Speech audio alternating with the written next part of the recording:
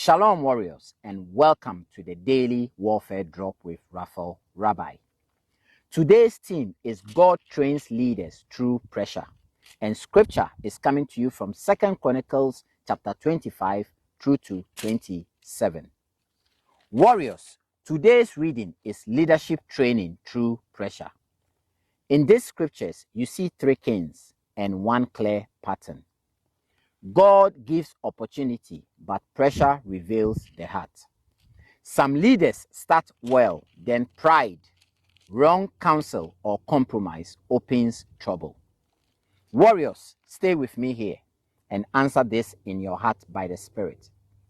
What is pressure exposing in you right now?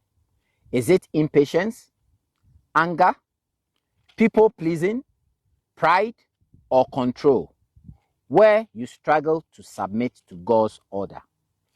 Amaziah begins with some good decisions, but later he listens to the wrong voices and turns towards idols. Warriors, that is a warning. Don't win a battle and then bow to something that can't save you. Then Uzziah grows strong and pride rises. He oversteps his boundary and is corrected. God is showing you this. Strength without humility becomes a trap. Jotham, however, is a picture of steady leadership. He becomes mighty because he ordered his ways before the Lord. Here is the main battle today. Leadership and character. Leadership at home. Leadership at work. Leadership in your private life. Because if you can't lead yourself with discipline, pressure will lead you. Now, let's make it practical. Stop taking advice from people who don't fear God, especially when it flatters your ego. If pride has been rising, humble yourself quickly. Correction is protection. Keep your boundaries. No secret habits. No double life. No small compromise you keep excusing. Lead with order. Speak with respect.